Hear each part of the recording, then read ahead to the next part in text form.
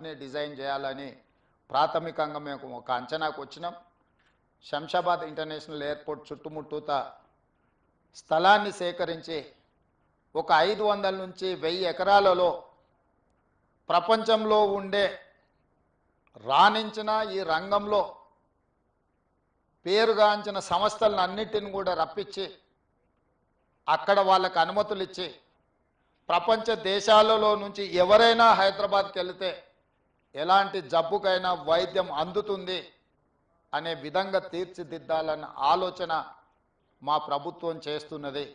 ప్రధానంగా హెల్త్ ఆర్గనైజేషన్స్లో పనిచేసే డాక్టర్లే కానీ నిపుణులకు తెలుసు, ఈరోజు మన దేశంలో అత్యధికంగా మిడిల్ ఈస్ట్ కంట్రీస్ నుంచి చాలామంది పేషెంట్స్ ఇక్కడికి వచ్చి వైద్యం చేయించుకొని వెళ్తున్నారు.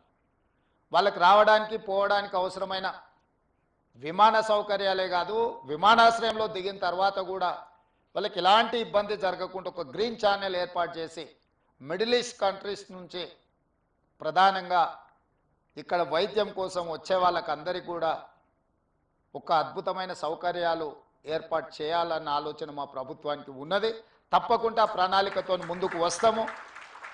ఆ ప్రణాళికలో భాగంగా ఇంతకుముందు అన్న బాలకృష్ణ గారు, నామ నాగేశ్వరరావు గారు బసవతారకం క్యాన్సర్ హాస్పిటల్కి అదనంగా ఇంకా కొంత స్థలాన్ని కేటాయిస్తే మేము సేవల్ని విస్తరిస్తామని వారు చెప్పడం జరిగింది. ఆ హెల్త్ టూరిజం హబ్లో తప్పకుండా బసవతారకానికి స్థలాన్ని కేటాయించి ప్రపంచంతో పోటీపడే తెలంగాణ రాష్ట్రంలో మీ పాత్ర తప్పకుండా ఉంటుంది, మీ సేవల్ని తప్పకుండా వినియోగించుకోవాలని మా ప్రభుత్వం భావిస్తుంది. మొదటి తరం నందమూరి తారక రామారావు గారు, రెండవ తరం చంద్రబాబు నాయుడు బాలకృష్ణ గారు, మరి మూడవ తరం మా మిత్రుడు భరత్ అండ్ లోకేష్ బాబు ఏం చేస్తారో చూడాలి. ఇది వాళ్ళ బాధ్యత. ఎందుకంటే వారసత్వంగా సంక్షేమము రాజకీయము ఏదైతే అనుకుంటున్నారో సేవ చేయాలన్నది కూడా వాళ్ళదే బాధ్యత. ఎన్టీ రామారావు గారు సినీ రంగంలో వారు అడుగు పెడితే వారితో పోటీ పడిన వాళ్ళు లేరు. రాజకీయాలలో వారు అడుగు పెడితే వారు సాధించనిది లేదు.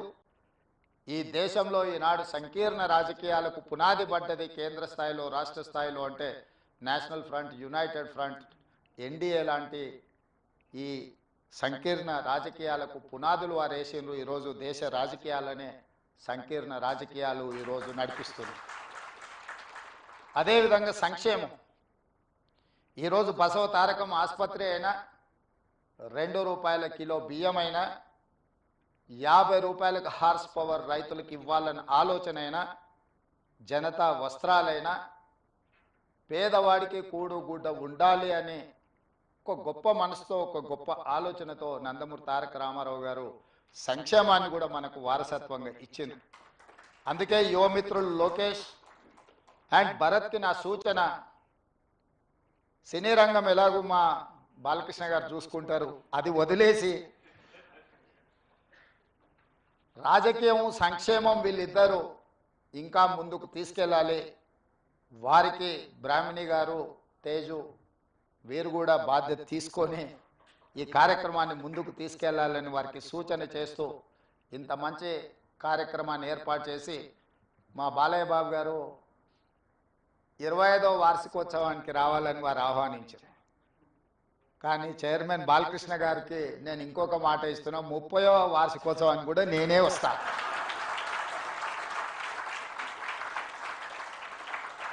ధన్యవాదాలు.